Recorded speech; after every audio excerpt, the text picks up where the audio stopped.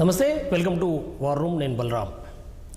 తెలంగాణ రాష్ట్ర ప్రత్యేక ఎజెండాతో ఏర్పడిన ఏకైక పార్టీ తెలంగాణ రాష్ట్ర సమితి. టీఆర్ఎస్ అనే పార్టీకి తెలంగాణ రాష్ట్ర ఏర్పాటు తప్ప మరొక ఎజెండా లేకుండా ఒక ఉద్యమ పార్టీగా స్టార్ట్ అయిన ప్రస్థానంలో అనేక మలుపులు, అనేక అవమానాలు, అనేక విజయాలు చూసిన పరిస్థితి. అటువంటి పరిస్థితిలోంచి ఏర్పడిన పార్టీ రాష్ట్ర సాధన అయిన తర్వాత, లక్ష్యాన్ని ముద్దాడిన తర్వాత, ఆ తర్వాత పరిణామాల్లో రాష్ట్రంలో 2 సార్లు అధికారంలోకి ఏర్పడింది. రాష్ట్ర ఏర్పాటు తర్వాత 2 సార్లు 2014లో, ఆ తర్వాత 2018లో కూడా అధికారంలోకి వచ్చి రాష్ట్రంలో అధికారాన్ని చెలాయించిన పార్టీ ఒక్కసారిగా 2023లో వచ్చిన ఓటమి ఇవాళ ఆ పార్టీని కుదిపేస్తున్న పరిస్థితి. అయితే దీనికంటే ముందు 2022లో జరిగిన పరిణామాలే దీనికి కారణం అనేది పార్టీలో ఉన్న ముఖ్య నేతల అభిప్రాయంగా కనిపిస్తోంది. ఇవాళ టీఆర్ఎస్గా తెలంగాణ ఆత్మకు కనెక్ట్ అయి ఉన్న ఆ పదాన్ని తొలగించి బీఆర్ఎస్గా మారడం, జాతీయ స్థాయిలో విస్తరించాలన్న ఆకాంక్షతో ఏదైతే పార్టీ పేరు మార్చారో ఆ పేరు మార్పే ఇవాళ పార్టీకి నష్టం చేకూర్చింది అనే ఒక అభిప్రాయాన్ని వ్యక్తమవుతున్న నేపథ్యంలో ఆ పార్టీ నేతలు ఇవాళ ఒక్కొక్కరుగా వాయిస్ రేజ్ చేస్తున్న పరిస్థితి. మళ్ళీ బీఆర్ఎస్ నుంచి టీఆర్ఎస్కి వెళ్లాల్సిందే అనే ఒక వాదన వినిపిస్తోంది. ఇప్పటికే ఆ పార్టీ కీలక నేతగా ఉన్న ఎర్రబెల్లి దయాకర్ రావు ఇదే కామెంట్ చేశారు. తాను ఇప్పటికే పార్టీలో చర్చించాను, గతంలో ముఖ్యమంత్రిగా పనిచేసి ఇవాళ ప్రధాన ప్రతిపక్ష నేతగా ఉన్న కేసీఆర్ ఇప్పటికే ఆయన చెప్పారు, తను పార్టీ విషయంలో ఆలోచిస్తున్నాం, పేరు మార్పు చేయాలి అన్న ఒక ఆలోచన జరుగుతోంది అని ఆయన వరంగల్లో ఇటీవల జరిగిన ఒక సమావేశంలో ఆయన చెప్పడం జరిగింది. ఒకసారి ఆయన ఏం చెప్పారో విందాం, విన్న తర్వాత డిబేట్లోకి వెళ్దాం. తప్పు చేయలే, 40 ఏళ్ళ నుంచి ఒక మచ్చలేదు, కావాలని బెదిరిస్తా ఉంటాం. నేను ఒక్కటే ప్రజలందరి కార్యకర్తలందరికీ విజ్ఞప్తి చేస్తున్న పాలకుర్తి నియోజకవర్గ ప్రజలకు, మళ్ళా ఎన్నికలు అయితే ఇక్కడి నుంచి పోరాటం చేసేందుకే సిద్ధంగా ఉంటాను. ఇది ఏం పెద్ద ఆధారపడదు, ఇటుపోతాడు అటుపోతాడం కూడా ప్రచారం చేస్తాను. మళ్ళా టీఆర్ఎస్ పార్టీ, బీఆర్ఎస్ పార్టీ అంటే టీఆర్ఎస్ మార్పుదామని చూస్తాను అనుకో, అదే టీఆర్ఎస్ పార్టీ తరఫున నిలబడదాం. దయచేసి నేను ప్రతి కార్యక్రమంలో ముందుండి పనిచేయండి. ఏంటంటే రైతులు ఎంత మోసపడతారు, తప్పు చేయలే, 40 ఏళ్ళ నుంచి. రైట్, ఇది ఎర్రబెల్లి దయాకర్ మాట్లాడిన మాట. అయితే తడబాటుతో వచ్చిన మాటనే అయినప్పటికీ ఆయన క్లారిఫికేషన్ ఇచ్చే క్రమంలో మార్చే పనిలో ఉన్నాము, ఆ విషయంలో డిస్కషన్ జరుగుతోంది అన్న ఒక చర్చనైతే ఆయన, ఒక మాటనైతే ఆయన వినిపించిన పరిస్థితి. 2014లో దాదాపు 63 స్థానాలను గెలుచుకున్న టీఆర్ఎస్ అప్పుడు అధికారం ఏర్పాటు చేసుకుంది. ఆ తర్వాత జరిగిన పరిణామాల్లో చాలామంది ఇతర పార్టీల నేతలను కూడా పార్టీలోకి తీసుకున్న పరిస్థితి. ఆ తర్వాత 2018లో జరిగిన ఎన్నికల్లో 88 మంది టీఆర్ఎస్ నుంచి గెలుపొందారు. ఆ తర్వాత ఇతర పార్టీల నేతలందరినీ కలుపుకున్న నేపథ్యంలో దాదాపు 100 మందికి రీచ్ అయ్యి కంఫర్టబుల్గా ఒక అద్భుతమైన మెజారిటీతో అసెంబ్లీలో ఆ పార్టీ నిలబడిన పరిస్థితి. అటువంటి పరిస్థితిలో ఉన్న పార్టీ ఈరోజు 2023లో జరిగిన ఎన్నికల్లో అంటే 39 సీట్స్కి మాత్రమే పరిమితం అవడం, ఆ తర్వాత జరుగుతున్న పరిణామాల్లో ఇప్పటి వరకు దాదాపు 3 ఎమ్మెల్యేలు పార్టీ నుంచి వెళ్ళిపోయారు, కాంగ్రెస్ పార్టీలోకి చేరిన పరిస్థితి. ఈ 3 ఎమ్మెల్యేలు అంటే ఇప్పటికే తెల్లం కూడా ఇవాళ తెల్లం వెంకట్రావు ఈరోజు చేరిన పరిస్థితి. ఈ రకంగా చూసుకుంటే మొత్తం 3 అయిపోయారు. ఇక మిగిలింది కూడా, ఆ మిగిలిన ఎమ్మెల్యేలు ఎవరైతే ఉన్నారో 36 మందిలోంచి కూడా ఎంతమంది ఉంటారు అన్న విషయంలో ఇవాళ చర్చ జరుగుతోంది. ఇంతమందిలో మెజారిటీ ఎమ్మెల్యేలు కూడా పార్టీ వదిలి వెళ్ళిపోబోతున్నారు అని. దీనికి సంబంధించి ఇప్పటికే పార్టీలో తీవ్ర అంతర్మదనం జరుగుతోంది. ఎందుకు, ఏంటి, అసలు ఏ కారణాల వల్ల జరుగుతుంది అన్నది ఇప్పటికే పార్టీ ప్రధాన కార్యాలయమైన తెలంగాణ భవన్లో వాస్తు మార్పులు కూడా చేసిన పరిస్థితి. వాస్తు మార్పులతో సాటిస్ఫై అవుతున్నట్టు లేదు పార్టీ నాయకత్వం. ఇవాళ పార్టీ పేరు కూడా మళ్ళీ వెనక్కి వెళ్ళాలి అన్న ఒక ఆలోచన జరుగుతోంది. మరి అటువంటిది జరుగుతోందా? నిజంగా అదే జరిగితే మరి అది నిలబడుతుందా? ఎప్పుడైతే తెలంగాణ రాష్ట్ర సమితి భారత రాష్ట్ర సమితిగా మారిందో అదే టైంలో ఇతర నాయకులు కూడా టీఆర్ఎస్ అనే పదాన్ని తమకు కావాలని చెప్పేసి ఎన్నికల సంఘానికి అప్లై చేసుకున్న పరిస్థితి. ఆ రకంగా చూసుకుంటే తెలంగాణ రాజ్య సమితి అనే ఒక కొత్త పార్టీ ఏర్పడింది.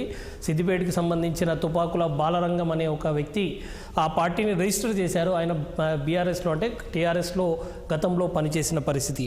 అటువంటి నేపథ్యంలో మరి ఇప్పుడు టీఆర్ఎస్కి వెళ్ళాలని చెప్పనంటే ఏమైనా అడ్డంకులు ఏర్పడతాయా, సాంకేతికపరమైన సమస్యలు ఏమైనా ఉండే అవకాశం ఉందా కూడా తేలాల్సిన అవసరం ఉంది.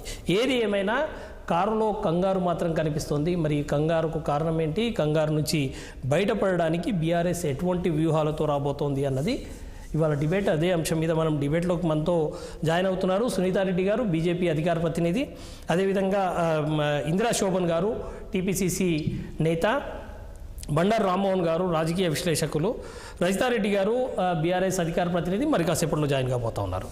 అందరికీ వెల్కమ్ అండి, నమస్తే. రైట్, రామ్మోహన్ గారు ఫస్ట్ మీతో మొదలు పెడితే ఎట్లా చూడాల్సి ఉంటుంది? కారులో కొంత కంగారు ఏర్పడింది అన్న విషయం అయితే స్పష్టంగా అర్థమవుతోంది.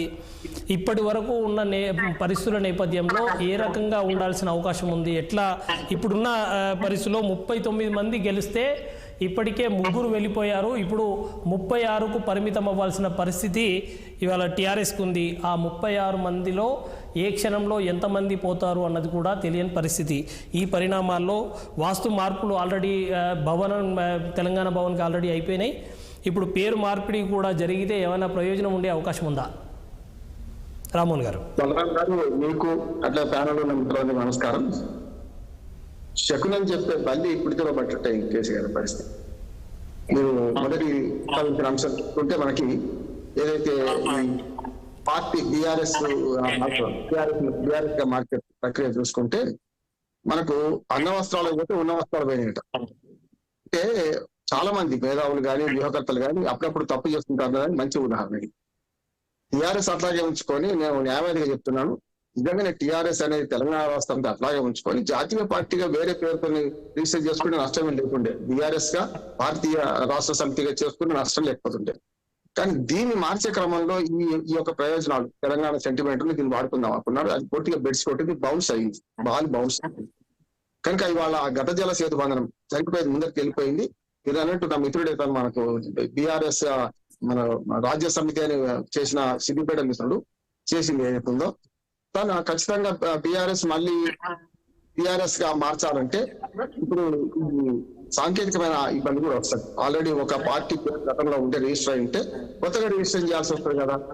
ఒక్కటి ఏమవుద్దంటే ఇప్పుడున్న పార్టీని మళ్ళీ బీఆర్ఎస్ ను మళ్ళీ వెనక్కి తీసుకొని టీఆర్ఎస్ గా మార్చుకునే క్రమం, మళ్ళీ అప్లికేషన్ పెట్టాలి, దానికి చాలా ప్రాసెస్. కనుక రేపటి పార్లమెంట్ ఎన్నికల్లో బీఆర్ఎస్ పేరు మీదే పోవాల్సిందే, భారతీయ రాష్ట్ర సమితి పేరు మీద పోవాల్సిందే. ఇంకో 5 ఏళ్ల తర్వాత ఏమవుతుంది, సంవత్సరం తర్వాత ఏమైతే చెప్పొచ్చు. కనుక మీరు అన్నది 39 మంది ఎమ్మెల్యేలలో ఇప్పుడు యాంటీ డిఫెక్షన్ బిల్లు కిందకి రావద్దు అనుకుంటే 2/3 మెజార్టీ బయటకు పోవాలి. గతంలో మనం చూసాం, కేసీఆర్ గారు సాగినంత కాలం తన వాడు లేడం అంత లేడని మీరు అన్నట్టు సాగినంత కాలం సాగించుకున్న క్రమంలో మీకు 5-6 పార్టీలు మింగేశారు కదా గతంలో. మీరు బలరాం గారు మీరు చూస్తే 2014 నుంచి 2018 తర్వాత చూస్తే మనకి బీఎస్పీని మింగేశారు. బీఎస్పీ ఎమ్మెల్యేలు 2 ఎన్నికయ్యారు. అప్పుడు కోనప్ప గారు, ఇంద్రకరణ్ రెడ్డి గారు, ఆ పార్టీ పోయింది. 2 వైసీపీ ఎమ్మెల్యేలు ఎన్నికయ్యారు, ఆ పార్టీ పోయింది, విలీనం చేసేసుకున్నారు. అట్లానే టీడీపీ 15 సీట్లు 2014లో వాళ్ళను పార్టీ లేకుండా చేసేశారు.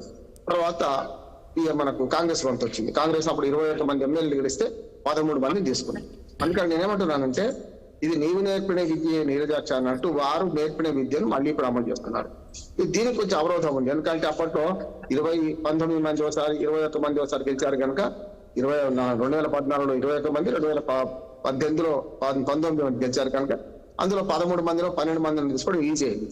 ఇప్పుడు రేవంత్ రెడ్డికి సవాల్ ఏంటంటే ఈ 39 మందిలో నిజంగానే పార్టీ యాంటీ డిఫెక్షన్ బిల్లు కిందకి రావద్దు అనుకుంటే మారిన వాళ్లకు 26 లేకుంటే 27 మందిని చేర్చుకోవాలి. 27 మందిని చేసుకుంటే కాదు, మరి 27 మంది వస్తారా రారా అనేది చూసుకుంటే ఇప్పటికే 15 మంది లిస్ట్ తయారైంది.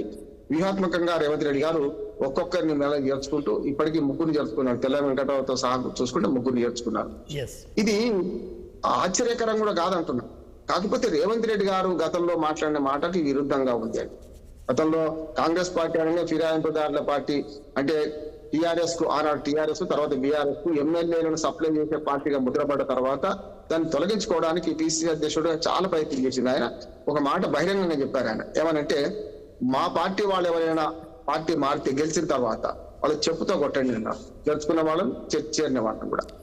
ఆ తర్వాత అధికారంలోకి వచ్చిన మొదటి రోజే, అంటే ఇంకా ప్రమాణ స్వీకారం కాలేదు, అప్పటికి కేవలం రిజల్ట్స్ వస్తున్న సందర్భంలో రేవంత్ రెడ్డి గారు మరొక మంచి మాట చెప్పారు. మేము చేర్చుకోబోము, టీఆర్ఎస్ బీఆర్ఎస్ చేసిన తప్పు మేము చెయ్యబోము అన్నాడు. కానీ అదే తప్పు మళ్ళీ చేస్తున్నారు. ఇప్పుడు నా ఉద్దేశం ఏంటంటే, సరే కలుపుకుంటారా, రాజకీయ అవసరాలు వేరు, కానీ ఆనాడు కేసీఆర్ చెప్పిన సాకునే మళ్ళీ ఇవాళ రేవంత్ రెడ్డి గారు చూపెడితే కష్టం అంటున్నారు.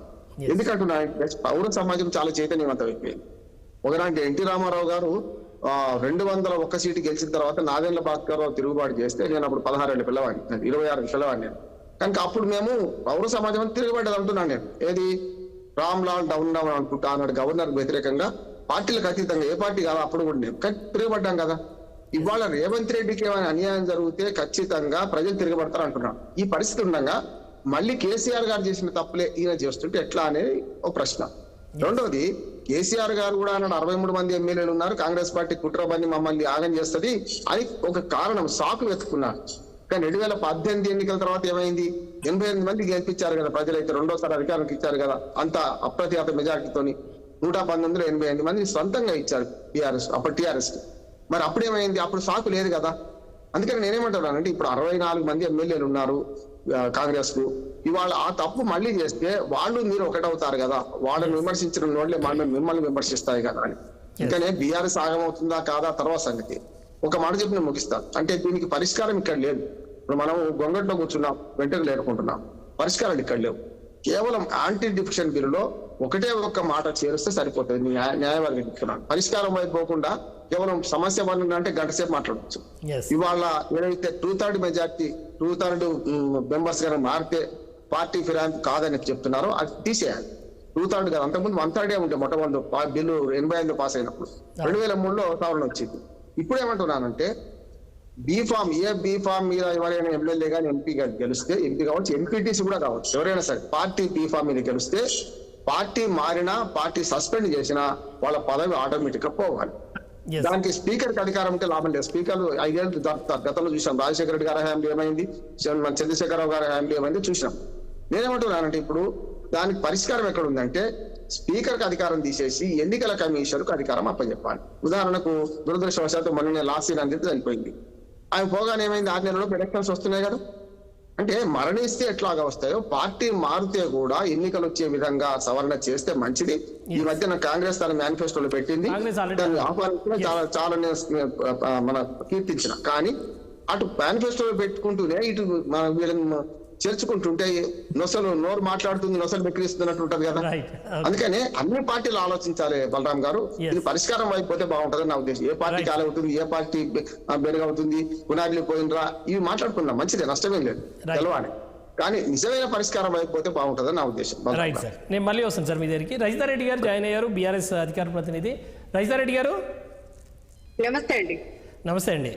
ఎట్లా చూడాల్సి ఉంటుంది ఇప్పుడు మీ పార్టీలో? ఇప్పటికే బీఆర్ఎస్ నుంచి మనం మళ్ళీ వెనక్కి వెళ్ళిపోదాము, టీఆర్ఎస్కి వెళ్ళిపోదాము అన్న ఒక చర్చ మొదలైనట్టుంది. ఇప్పటికే ఎర్రబెల్లి దయాకర్ రావు గారు ఈ మాట బహిరంగంగానే చెప్పిన పరిస్థితి ఏంది? నిజంగా ఈ పేరు కలిసి వచ్చినట్లు లేదా మీకు? చూడండి, మా పార్టీకి కొన్ని నియమాలు ఉన్నాయి. మా పార్టీ అధినేత ఉన్నాడు. ఈ పార్టీ మార్పుపై ఈ సోషల్ మీడియాలో వస్తున్న అలిగేషన్స్, సరే ప్రజలు కొంతమంది టీఆర్ఎస్ ఉండాలని భావిస్తున్నప్పటికీ కూడా దీంట్లో ఏమైనా మార్పులు చేర్పులు ఉంటే అందరికంటే ముందు మీ మీడియాకి ఇస్తామండి. దీంట్లో మార్చే ఉద్దేశం ఏమైనా ఉంటే మా అధినేత ప్రకటిస్తాడు, మీ మీడియాకు కూడా మేము ఇచ్చేస్తాము. దాంట్లో ఎందుకండి కోడిగుడ్డి మీద ఈకలు వీగినట్టుగా ప్రజా సమస్యలు ఏం లేవా? మీరు ఈ బీఆర్ఎస్ టీఆర్ఎస్ ఇది పెద్ద సమస్య అండి. ఇవాళ మా పార్టీ అధినేత అతనే ఉన్నాడు, మా కేసీఆర్ గారే ఉన్నాడు, మా పార్టీ గుర్తు కారు గుర్తే ఉంది. అవి మారినప్పుడు పార్టీ బీఆర్ఎస్ టీఆర్ఎస్ ఏదైనా ప్రజలు ఆస్వాదిస్తారండి, ఆహ్వానిస్తారు. టీఆర్ఎస్ అయినా బీఆర్ఎస్ అయినా ప్రజల దగ్గర నుంచి ఎలాంటి వ్యతిరేకత లేదు. సరే కొంతమంది టీఆర్ఎస్ ఉంటే బాగుండు అని కొంతమంది ఇష్టం వ్యక్తం చేస్తున్నారు. సరే అది కూడా మా బాస్, మా గులాబీ నేత పరిశీలిస్తున్నాడు. ఏదేమైనా కూడా మీ మీడియాకు చెప్తానే ఉంటారు, దాని మీద తొందర అసలే వద్దు. ఇప్పుడు కాంగ్రెస్ ప్రభుత్వం అవలంబిస్తున్న వైఖరి పట్ల ప్రజా వ్యతిరేకం ఎక్కువైంది. ఇప్పుడు ప్రజాపాలన చేస్తా అని చెప్పేసి ప్రజా వ్యతిరేక పాలన చేస్తున్నాడు కాబట్టి దాని మీద దృష్టి పెట్టండి. మీడియా గానీ వేరే సంస్థలు గానీ ఇవాళ వాళ్ళు ఇచ్చిన హామీలు ఏమైనాయి, వాళ్ళు ప్రజలకు ఇచ్చిన వాళ్ళ మాటలు ఏమైనాయి, ఇవాళ ఎలక్షన్లు వస్తున్నాయి కాబట్టి వాళ్ళ మాకు 13 సీట్లు కనీసం 13 సీట్లు ఇస్తేనే మా హామీలు నెరవేరుస్తామని ముఖ్యమంత్రి గారు చెప్తున్నారు. మరి దాని మీద కొట్లాడండి మీడియా సంస్థలు కానీ, ప్రజలు కానీ, ప్రజా ప్రతినిధులు కానీ, పార్టీలకు అతీతంగా ప్రజల పక్షాన పోరాడాలండి. ఇలా వాళ్ళ 420 హామీలు ఏమైనాయి, 6 గ్యారంటీలలో 13 హామీలు ఎంత వరకు వచ్చినాయి, ఇలా మహిళలకు ఇస్తానన్న 2500 ఏడబడ్డాయి, ఇలా రైతు రుణమాఫీ లేదు, మీరన్నట్టు రైతు బీమా లేదు. వాళ్ళ చూడండి ఎంత ఏ పథకం అవలంబించినా రాష్ట్రంలో 4-5కి మాత్రమే అందుతున్నాయి. సంక్షేమ ఫలాలు కేసీఆర్ గారి హయాంలో గడప గడపకు అందినాయి. కేసీఆర్ గారి సంక్షేమ ఫలాలు అందని గడపే లేదు ఇలా తెలంగాణ రాష్ట్రంలో. మరి ఇలా కాంగ్రెస్ ప్రభుత్వం వచ్చినాక 200 రైతు ఆత్మహత్యలు అయినాయి. దీని మీద మాట్లాడే వాళ్ళు ఎవరు? ఇలా కాంగ్రెస్ ప్రభుత్వం రాగానే లక్షల కోట్ల అప్పులు చేస్తున్నాడు. తెచ్చి ఏం చేస్తున్నాడు? ఇవాళ ఏమి అభివృద్ధి పనులు జరిగినాయో వాటి మీద దృష్టి పెట్టండి. పార్టీ మార్పులు చేర్పులు ఏది కూడా ప్రజలకు నష్టం కలిగించట్లేదు. వాళ్ళ అబద్ధాల హామీల మీద, వాళ్ళ అబద్ధాల పునాదుల మీద నిలబడ్డ కాంగ్రెస్ పార్టీని ఇవాళ ప్రశ్నించాల్సిన హక్కు మన ప్రజల మీద ఉంది. చూడండి ఎలక్షన్లు దగ్గర పడ్డాయని చెప్పేసి గోబెల్స్ ప్రచారానికి తెరదీస్తున్నారు తప్పిస్తే. రజిత గారు ఒక్క నిమిషం మీరు వినాలే ఒక్క నిమిషం. ఇవాళ మీరు పనేం లేదా, వేరే అంశాలు ఏం లేవా అని చెప్పన్నారు. మంచి క్వశ్చన్ చెప్పారు. ఇదే విషయాన్ని మీరు అర్జెంటుగా అవకాశం ఉంటే ఎర్రబెల్లి దయాకర్ రావు గారికి ఫోన్ చేసి, ఏమైనా నువ్వు మా అధినేతకు బంధువు అవుతావు, మరి అత్యంత సన్నిహితుడివి, ఏం పనిలేక మాట్లాడినావు అని ఒక మాట మీరు ఆయనకు చెప్పి ఉంటే సంతోషం ఉండేది. చెప్పండి, మీరు మ్యూట్లో ఉన్నారండి. తప్పు ముచ్చటండి. పని లేక ఏ ప్రజా ప్రతినిధి కూడా లేడు. ఇలా ప్రజల పక్షాన నిలబడ్డ పార్టీయే బీఆర్ఎస్ పార్టీ అండి. ఇలా పొద్దున్న లేస్తే రాత్రి దాకా మా సంక్షేమ ఫలాలు క్రియేట్ చేసి పెట్టి ఏది గడప గడపకు అందించిన ఘనత మాదేనండి. ఇలా పని లేక మేం లేము. ఇలా గోబెల్స్ ప్రచారంతోని ఇవాళ అధికారంకి వచ్చి అలవిగాని హామీలు ఇచ్చి బోర్ల బొక్కల పడ్డది వాళ్ళని అడగండి ఈ క్వశ్చన్. సరే ఆయన ఏదో అన్నడేమో, ఎర్రబెల్లి దయాకర్ రావు అన్నడేమో, మరి ప్రజలు ఎవరైనా ఆయనతో చెప్పుకున్నారేమో, ఆయన అన్నడేమో. అన్నంత మాత్రాన ఇలా ప్రజలకేం నష్టం రాలేదు. ఇవాళ వీళ్ళు అబద్ధాల హామీలతోని ప్రజల్లోకి వచ్చి ఏ ఒక్కటి నెరవేర్చకపోవటం వల్ల ప్రజలకి ఇలా అన్యాయం జరుగుతుంది. ఇవాళ 200 యూనిట్ల ఉచిత కరెంట్ ఎంతమందికి ఇచ్చారు మాట్లాడండి. మిల్లర్లు అసోసియేట్ అయ్యి రైతులకు అన్యాయం చేస్తున్నారు. దీని మీద క్వశ్చన్ పెట్టండి, దీని మీద డిబేట్ చేయండి. ఇవాళ పంటలు ఇవాళ ఎందుకు చూడండి, నెర్రలు బారిన నేలలను చూస్తుంటే దుఃఖం వస్తుందండి. ఇవాళ రైతుల పక్షాన పోరాడే నాయకులు లేడండి. వాళ్ళకు నీళ్లు ఇస్తలేవు, వాళ్ళకు ప్రాజెక్టుల నుంచి నీళ్లు ఇయ్యక ఇలా పొలాలు ఎండిపోతుంటే, ట్యాంకర్ల నుంచి రైతులు నీళ్లు తడుపుకుంటుంటే ఇవాళ ఒక రైతు బిడ్డగా ఎంత బాధండి. దాని మీద పెట్టండి డిబేట్. పార్టీ ఏముందండి, డిబేట్లు అవుతున్నాయి. రజిత గారు ఆ డిబేట్లు అవుతున్నాయి. ఈ డిబేట్ మీద మనం మాట్లాడదాం అనుకున్నాము. ఓకే, నేను మిమ్మల్ని అంటలేనండి, ఇక్కడ ఇది పెద్ద చర్చ కాదని చెప్తున్నా. దీని వల్ల ప్రజలకు నష్టం లేదు.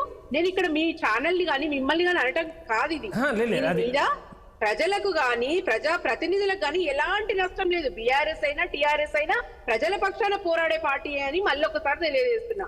అది నేను మాట్లాడే విషయం. అది రైట్. ఓకే, ఇంద్రశోభన్ గారు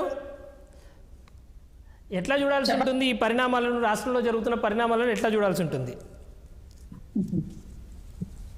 టిఆర్ఎస్ పార్టీ అనే పేరు మార్చినప్పుడే తెలంగాణతో వాళ్ళ అందము బంధుత్వము తెగిపోయిందని ఆనాడే చెప్తున్నాను, మళ్ళీ ఇవాళ కూడా చెప్తున్నాము. సార్ ఏమనుకున్నాడంటే రాష్ట్రంలో అంతా అయిపోయింది, ఇక దేశంలో ఏదో చేస్తామన్నటువంటి చాలా కళల పూరీలు అన్నట్టుగా సారు చాలా కళలు అన్నాడు. ఆ కళలకు కనీసం రాష్ట్రంలోనే ఇవాళ నిలబడలేనటువంటి పరిస్థితికి వెళ్ళిపోయింది. వాళ్ళు అందించినటువంటి సంక్షేమ పథకాలు ఇంటింటికి చేరితే ప్రజలు ఎందుకు వాళ్ళ ఇంటికి కూర్చోబెట్టిరని అడుగుతున్నాడు. నిజంగానే ప్రజలు ఏం కోరుకున్నారు? తెలంగాణ రాష్ట్ర ప్రజలు ఆత్మగౌరవం కోరుకున్నారు, స్వేచ్ఛను కోరుకున్నారు. ఉమ్మడి ఆంధ్రప్రదేశ్ లో అది అన్యాయం జరుగుతుందని చెప్పినాము. తెలంగాణ రాష్ట్రం మనకి ఏర్పడితే మనం అన్ని హక్కులు మనం వినియోగించుకుంటామని చెప్పినాము. ఇవాళ తెలంగాణ రాష్ట్రంలో 10 జిల్లాల నుంచి వచ్చినటువంటి ఆదాయాన్ని మనమే తినాలి తప్ప మిగతా 23 జిల్లాలకు మిగతా 13 జిల్లాలకు ఎందుకు పంచాలా? ఇది మన సంపద అని తెలంగాణ ఉద్యమంలో చెప్పినాం. కాబట్టి తెలంగాణ వచ్చిన తర్వాత కేసీఆర్ గారి యొక్క అడుగులు ఆ రకంగా లేవు, భిన్నంగా తన అడుగులు పడ్డాయి. కాబట్టి 10 సంవత్సరాల కాలంలో ప్రజలు అసహనానికి గురయ్యి టిఆర్ఎస్ పార్టీలో ఉన్నటువంటి వాళ్ళే చాలా మంది ఈ బీఆర్ఎస్ ఎందుకు పెట్టినారు, ఈ బీఆర్ఎస్ తోనే ఏమొచ్చేది ఉన్నది, ఈ రాష్ట్రాన్ని కాపాడుకుంటే సరిపోతుంది, మన బంధము తెలంగాణకు ఉన్నటువంటిది, ఉద్యమంలో పనిచేస్తామని చెప్పుకున్నటువంటి ఉద్యమకారులు చాలా మంది కూడా అసహనానికి గురైనటువంటి మాట ముమ్మాటికి వాస్తవం. ఇవాళ వాళ్ళు మళ్ళీ అంటే ప్రక్షాళన వైపుకి అడుగులు వేస్తున్నారని అనిపిస్తుంది. అంటే టిఆర్ఎస్ ఏ ఉద్యమం పేరుతో చెప్పుకొని తెలంగాణలో మేము ఒక మార్పును సంపాదించుకున్నాము, ఈ పార్టీ మారగానే ప్రజలు మాకు దూరం అయినారు, ఈ ప్రజలకి చేరువవ్వాలంటే మళ్ళా సెంటిమెంట్ కావాలంటే మళ్ళా టిఆర్ఎస్ కావాలని వాళ్ళు గుర్తించినారు. కాబట్టి ఎర్రవల్లి గారు మాట్లాడినారు. ఎర్రవల్లి దయాకర్ ఎవరండి? వాళ్ళు ఏం చెప్తే అది మాట్లాడేటువంటి వ్యక్తి, ఆ ఇంటి వ్యక్తి. అలాంటప్పుడు ఎర్రవల్లి గారు చెప్పిన మాటలకు విలువ లేదంటే మరి అలా నాయకుడు మాట్లాడే మాటలకు కూడా విలువ లేదన్నట్టు లెక్క. ఒకటి. రెండో విషయం ఏంటంటే ఇవాళ వాస్తు చేస్తున్నారు. ఎందుకు వాస్తు చేస్తున్నారు? కేసీఆర్ వాస్తుని బాగా నమ్ముతారు కదా, ఆ వాస్తుతోటే కదా ఇవాళ సెక్రటేరియట్ ఊలగొట్టి ఉన్న సెక్రటరీ ఊలగొట్టి కొత్త సెక్రటేరియట్ కట్టినారు. సో అది మా రేవంత్ అన్న కోసమే సెక్రటేరియట్ కట్టించినట్టుగా బాగుపడిగా చెప్పుకోవాల్సి వస్తుంది. కానీ దాంట్లో చాలా లోపాలు ఉన్నాయి. నిన్న మొన్న పేపర్లు మీరు చూసుంటారు అనుకుంటా. దాంట్లో అక్కడ ఉన్నటువంటి డ్రైవర్లకు కానీ వెయిట్ చేసేటువంటి తినడానికి కానీ ఎండకు బండ్లు ఆ బయటనే ఉండడంతో కంప్లీట్ గా డీజిల్ ఆవిరైపోతుంది, పార్కింగ్ కు సరిగా లేకపోవడం, ఇలాంటివన్నీ చాలా దాంట్లో లొసుకులు ఉన్నాయని నిన్న మొన్న 2 రోజులు మీడియా కథనాలు వచ్చినాయి, చూస్తున్నాం. అది వాస్తవం. వాళ్ళు తినడానికి ఎండకు అసలు ఎక్కడ ఒక చెట్టు లేదు. అసలు సెక్రటరియట్లు అంతా ముందుకు పచ్చదనం ఉన్నది, మీరు మొత్తం అన్ని పడగొట్టేసి సమూలంగా చేసేసి పని చేసినారు. కాబట్టి ఇవాళ అవి ఇబ్బందులు కలుగుతున్నారని మనం గమనించాల్సినటువంటి విషయం. అంటే ఇవాళ ఉన్న మాట అంటే ఊర్లో ఉండనియరు అన్నట్టుగా ఇవాళ కేసీఆర్ గారు చేసేటువంటి పనులకు ఇవాళ అందరూ మాట్లాడుకుంటున్నారు. ఆయనకు పోయేదేమున్నది? 1,00,000 కోట్లు సంపాదించినారు, రాష్ట్ర ప్రజలకు 8 లక్షల కోట్ల అప్పు ఇచ్చినారు, వాళ్ళకు పోయింది ఏం లేదు, ఆస్తులు కూడా పడ్డాయి, వాళ్ళ తరతరాల్లో కూర్చొని తినబడ్డ వాళ్ళకి నష్టం లేదు. కానీ నమ్ముకున్న కార్యకర్త, తెలంగాణ ఉద్యమంలో పనిచేసినటువంటి లీడర్లు మా రాష్ట్రంలో ఈ రాష్ట్రంలో టీఆర్ఎస్ ప్రభుత్వం ఉంటే మాకు ఏదన్నా అవుతుంది, మేము బాగుపడతామని చిన్న చిన్న కార్యకర్తలు వాళ్ళ జీవితాలు ఎంతో మంది పణంగా పెట్టి, వాళ్ళ డబ్బులను పణంగా పెట్టి, సమయాన్ని పణంగా పెట్టి పనిచేసినటువంటి వాళ్ళు నష్టపోయినారు. తెలంగాణ వచ్చిన తర్వాత తెలంగాణ పాలనలో కేసీఆర్ గారు ఆయన మొత్తం అంతా కూడా ఏ ఆంధ్ర వాళ్ళను బూచి చూపించామో ఆ ఆంధ్ర కాంట్రాక్టర్లకి ఇచ్చారు, ఏ ఆంధ్ర వాళ్ళని చెప్పినామో వాళ్ళని అన్ని స్థానంలో పెట్టినాము, వాళ్ళ ఉద్యోగాల్లో కూడా కీ రోల్ పొజిషన్ లో వాళ్ళే పెట్టి పని చేయించినారు, రిటైర్డ్ అయినటువంటి వాళ్ళని పెట్టి పని చేయించినారు. తర్వాత కీ రోల్ పొజిషన్ లో ఈ రాష్ట్రానికి సంబంధించినటువంటి IAS IPS వాళ్ళకి మీరు ప్రాధాన్యత ఇవ్వకుండా పక్క రాష్ట్రాల్లో ఉన్నటువంటి క్యాడర్ కి ప్రాధాన్యత ఇవ్వడం ద్వారా ఇవాళ ఆ అసహనం అన్నంతా కూడా ఒక DGP స్థాయి వ్యక్తికి కూడా తెలియకుండా ఫోన్ ట్యాపింగ్ జరిగే స్థాయిలో పాలన కొనసాగిందంటే ఈ రాష్ట్రాన్ని ఎంత ధ్వంసం చేశారు, మన హక్కులను ఎంత విధ్వంసానికి గురి చేశారు అన్నది మనం గమనించాలి. పార్టీలకు అతీతంగా మాట్లాడాలని చెప్పినప్పుడు తప్పకుండా ఇలాంటి విషయాలు కూడా పార్టీలకు అతీతంగా టీఆర్ఎస్ వాళ్ళు కూడా మాట్లాడాల్సినటువంటి అవసరం ఉన్నది. ఒక వ్యక్తి స్వేచ్ఛగా విత్ ఇన్ పార్టీకి సంబంధించినటువంటి వ్యక్తుల యొక్క ఫోన్లు కూడా ట్యాప్ చేయబడ్డాయి, వాళ్ళ మాటలు కూడా విన్నారు, వాళ్ళ పిల్లముళ్ళ మధ్య పంచాయతీ పెట్టినారు, వాళ్ళ బెడ్రూమ్లలో ముచ్చట్లు మీరు విన్నారు. అంటే ఇది ఎంత నిస్సిగ్గు ఆలోచించాల్సినటువంటి అవసరం ఉన్నది. ఇవాళ మన ఇంట్లో ప్రదేశంలో మన పిల్లలు రూమ్లకి సడన్ గా వస్తేనే వాళ్ళకి మన ఇబ్బందిగా ఫీల్ అవుతాం. అలాంటిది వాళ్ళ మధ్య ప్రైవసీని మీరు తీసుకున్నటువంటి హక్కు మీకు ఎక్కడిది అంటున్నాం. ఒక రాష్ట్ర ముఖ్యమంత్రిగా ఇవాళ జరిగినటువంటి అంటే మీ హయాంలో జరిగినటువంటి అన్నింటికీ కూడా కేసీఆర్ గారే బాధ్యత వహించాల్సినటువంటి అవసరం ఉన్నది. కాబట్టి బీఆర్ఎస్ అనే దాన్ని ఇవాళ టీఆర్ఎస్ గా మారితే కనీసము ఈ పార్లమెంట్ ఎలక్షన్ లోనైనా కనీసము ఈ యొక్క ప్రాంతీయత్వం పట్ల ఏదన్నా ఓట్లు అడగొచ్చు జనాలను అన్నటువంటి ఒక విషయంలో వాళ్ళ మధ్య డిస్కషన్ వచ్చిందేమని నేను అనుకుంటున్నా. ఎందుకనంటే బీఆర్ఎస్ పార్టీతోన ఈ రాష్ట్రంలో వాళ్ళకి ఓటు అడిగే నైతిక హక్కు కోల్పోయినారు. ఎందుకు అనంటే గతంలో పాలనలో ఉండి కూడా కేంద్రం పైన వాళ్ళ పోరాటాలు ఏ రకంగా ఉన్నాయో మనం చూసినాం, ఎంత తారాస్థాయికి చేసినా మనం చూసినాం. ఏమైనా పోరాటాలు ఉన్నాయో? కాంప్రమైజింగ్ పాలిటిక్స్ చేస్తారు ఇద్దరు కలిసి. సో బీజేపీ అండ్ బీఆర్ఎస్ రెండు ఒకటే తాను ముక్కలని జగమరిన సత్యంగా చాలా ఉదాహరణల ద్వారా మనం చూసాం. ఇవాళ జరిగేటువంటి పరిణామాల నేపథ్యంలో ఇప్పటికీ కూడా బీఆర్ఎస్ బీజేపీని గెలిపించాలనుకుంటుంది. వాళ్ళ ఎంపీ స్థానాలలో మామూలు క్యాండిడేట్లు మీరు గమనించండి, కేసీఆర్ గారు ఎప్పుడైనా కూడా ఎన్నికలు అనగానే చాలా ప్రెస్టేజ్ ఇష్యూగా తీసుకుంటారు. మరి ఇప్పుడు ఎందుకు ప్రెస్టేజ్ ఇష్యూగా తీసుకోవట్లేదు వాళ్ళు? ఆ ఇంటికి సంబంధించిన అదే Congress party last time Revanth అన్న గాని, ఉత్తమ్ కుమార్ రెడ్డి అన్న గాని, తర్వాత కోమటిరెడ్డి అన్న గాని వీళ్ళు ఎమ్మెల్యేలుగా ఓడిపోతే ఎంపీగా పోటీ చేసి గెలిచి పార్టీ యొక్క పరువు నిలబెట్టినారు. మరి ఇవాళ ఈ రాష్ట్రం సంబంధించిన మీ పార్టీ నిలబడాలని మీరు అనుకుంటే మీరు బలమైన నాయకులు కదా, మీ ఇంట్లో ఉన్న నలుగురు, మరి మీరు ఎందుకు నిలబడలే? మీరు ఎందుకు నిలబెట్టలేకపోయినారు? ఇవాళ అనామకులుగా అంటే ఇవాళ అధికారం ఉన్న నాడైన బీసీలకు టికెట్లు ఇవ్వలేదు, కానీ వాళ్ళు ఓడిపోతున్నాం కాబట్టి ఓడిపోయే దగ్గర ఉనికి కూడా లేకుండా ఇవాళ వాళ్ళు బ్లేమ్ చేయడం కోసం టికెట్లు ఇచ్చే ప్రయత్నం మీరు చేశారు. అంటే నా వాళ్ళని తక్కువ చేసి మాట్లాడే ఉద్దేశం నాది కాదు. కానీ మీరు మేము వస్తాము గెలుస్తాము ఆ స్థానం దక్కుతుంది అన్నప్పుడు మాత్రం కనీసం దగ్గర రానియలేం. కానీ ఇవాళ మీ స్వార్థం కోసం, మీ అవసరం కోసం వాళ్ళతో డబ్బులు ఖర్చు పెట్టించి వాళ్ళను గుల్లా చేయడం కోసం మాత్రం ఇవాళ మీరు టికెట్లు అనౌన్స్ చేశారు. ఎందుకు మెదక్ నుంచి నిలబడలేకపోయినాడు? కేటీఆర్ కరీంనగర్ నుంచి ఎందుకు నిలబడలేకపోయినారు? కేసీఆర్ గారు ఆయన ఇంకో నల్గొండ నుంచి ఎందుకు నిలబడలేకపోయినారు? కోరి మహబూబా నుంచి ఎందుకు నిలబడలేకపోయినారు? గతంలో ఉద్యమంలో నిలబడ్డారు కదా, నిలబడి తెలంగాణ ఉద్యమాన్ని ఆత్మహత్య చెప్పినారు కదా, మరి వాళ్ళు ఎందుకు మర్చిపోయినారు? బిడ్డ అంటే లేదు, ఉంటాము నిజామాబాద్ గురించి మాట్లాడి ఉండేవాళ్ళం. కాబట్టి ఇవాళ మీరు చేసేది ప్రతిదీ కూడా ఈ తెలంగాణ సమాజం గమనిస్తుంది. సో రాను రాను తెలంగాణలో BRS party, TRS party KCR గారి యొక్క ఉనికి కోల్పోయే ప్రమాదం ఉంది. కాబట్టి టీఆర్ఎస్ తెరపైకి తీసుకొస్తే ఆ ఉద్యమంలో పనిచేసినటువంటి వాళ్ళు కొద్ది మంది అయిన కార్యకర్తలు, నాయకులు మాతో నిలబడతారేమన్నటువంటి ఒక చిన్న ఆశతోన ఈ చర్చ నడుస్తుందేమని నేను అనుకుంటున్నా. కానీ ఇది జరిగే పని కాదు. తప్పకుండా టెక్నికల్ గా చాలా ప్రాబ్లమ్స్ ఉన్నాయి. ఆల్రెడీ వీళ్ళు ఒక టీఆర్ఎస్ అనే పార్టీని వేరే వాళ్ళు కాపీ చేసుకుంటారేమన్న భయంతో దీని పేటెంట్ రైట్ వాళ్ళకే ఉండాలని వేరే వాళ్ళతో కూడా వీళ్ళు రిజిస్ట్రేషన్కి వెళ్ళినటువంటి దాఖలాలు కూడా మనం చూసాం. కానీ అవేవి జరగలేదు.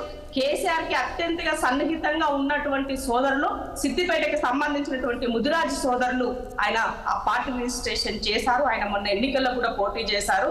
సో ఇవాళ ఆ సమయంలో కేసీఆర్ ఒక మాట మాట్లాడినారు, నేను వెలమ ఇంట్లో పుట్టొచ్చు కానీ ముదిరాజు తల్లి పాలు దాగి పెరిగిన అని చెప్పినారు. అలాంటి ఆ సోదరుడే ఈ సోదరుడు ఇవాళ టీఆర్ఎస్ పార్టీ రిజిస్టర్ చేసుకున్నాయన. కాబట్టి కేసీఆర్ గారు ఎన్ని చెప్పినా ఏం చెప్పినా కూడా ఇవాళ ఇదంతా ఒడిచిన ముచ్చటే. ప్రజలు నమ్మే పరిస్థితిలో లేరు. మీకు నమ్మి నానబోస్తే పుచ్చులు గుర్రలు చేసినట్టుగా ఇవాళ తెలంగాణ రాష్ట్ర ప్రజల యొక్క ఆశలను కళ్ళలు చేసినారు. మీరు చేసిందేం లేదు. కాంగ్రెస్ పార్టీ ఇచ్చినటువంటి హామీలు 100%, 6 గ్యారంటీలే కాదు, ఇవాళ మేము మేనిఫెస్టోలో పెట్టిన ప్రతి అంశాన్ని చాలా నియబద్ధతో, చిత్తశుద్ధితో ఈ రాష్ట్ర ప్రజలకి అందజేస్తాం. ఎలక్షన్ కోడ్ రావడంతో కొన్ని విషయాలల్లో కొంత ఇబ్బందికరమైన ఉన్న పరిస్థితి వాస్తవమే. ఇది తెలంగాణ సమాజం కూడా అర్థం చేసుకుంటుంది. కానీ మీ రాజకీయ ఉద్యోగాలు ఊడిపోయినాయి కాబట్టి పొద్దున్న లేస్తే ప్రతిపక్షంగా 3 నెలలకే కాంగ్రెస్ పార్టీ మీద ఏడవడం అనేది సరైనది కాదు. మీరు ఎంత సమయం పాటించి, ఎంత హుందాగా ఉండి, ఎంత ప్రతిపక్షంగా ఎంత హుందాగా మీరు సలహాలు ఇస్తే మీ పార్టీ ఉనికి ఉంటుంది. మీరు అలా కాకుండా తత్తిరి బిత్తిరై మాట్లాడి ఏదో అయిపోయింది గందరగోళం చేయాలని ప్రజల్ని భయభ్రాంతులకు గురి చేస్తే మీ స్పేస్ ని బీజేపీ ఆక్యుపై చేస్తుంది. వాళ్ళు ఆలోచించుకోవాల్సినటువంటి అవసరం ఉంది. ఇందిరా గారు, మీరు ఒక మాట అన్నారు, వాళ్ళు గతంలో చాలా సీరియస్గా ప్లాన్ చేసేవారు కేసీఆర్ గారు, ఇప్పుడు ఎందుకు అంత సీరియస్నెస్ లేదు అని చెప్పేసి. వారు సీరియస్గా అభ్యర్థులను ప్రకటిస్తే ఆ అభ్యర్థులను మీరు తీసుకుపోతున్నారు కదా, పాపం ఆయన ఇంకేం సీరియస్గా చేయాలి అన్న ఒకటి చెప్తాను నేను. వాళ్ళ దృష్టిలో సీరియస్ అంటే అర్థమైంది. హోల్ రాష్ట్రంలో నా కుటుంబ సభ్యులే పెద్ద లీడర్లు, వీళ్ళు తప్ప ఎవరు కాదు అని కదా వాళ్ళు చెప్పింది. ఏ ప్రెస్ మీట్ పెట్టినా, ఏ ప్రెస్ నోట్ వచ్చినా వాళ్ళ పేరు మీదనే జరిగేది. శాఖ వాళ్ళకి సంబంధం లేకపోయినా వీళ్ళే బయటకు వచ్చి చెప్పేవాళ్ళు. అలాంటప్పుడు మరి ఈ ఎంపీ కూడా ఎమ్మెల్యే రిజైన్ చేసి మీరు ఎంపీకి ఎందుకు పోటీ చేయకూడదు అని అడుగుతున్నాను. ఎస్, కాంగ్రెస్ పార్టీలో ఇవాళ ఫిరాయింపులు జరుగుతున్నాయి. ఇందాక చర్చ జరిగిన లాంటి విషయంలో ఇవాళ కాంగ్రెస్ కేసీఆర్ గారికి ఫస్ట్ టైం ఎన్ని 63 వచ్చినాయి, 34% ఓట్ బ్యాంక్ వచ్చింది. తర్వాత సెకండ్ టైం ఏమైంది, ఆయన ఓట్ బ్యాంక్ శాతం పెరిగింది, 43 పెరిగింది. తర్వాత సంఖ్య కూడా పెరిగింది. ఫస్ట్ టైం టీడీపీ వాళ్ళు ఏదో కుట్ర చేస్తున్నారు కాబట్టి నేను అందరిని ఫిరాయించి నా పార్టీలు వేసుకున్నాను, టీడీపీని విలీనం చేసినాడు, కాంగ్రెస్ ని విలీనం చేసినాడు, అన్ని చేసుకొని ఆయన దుకాణంలో వేసుకున్నాడు. ప్రతిపక్షం అనేది ఉండకూడదు అన్నది పనిగా పెట్టుకొని పనిచేస్తున్నాడు.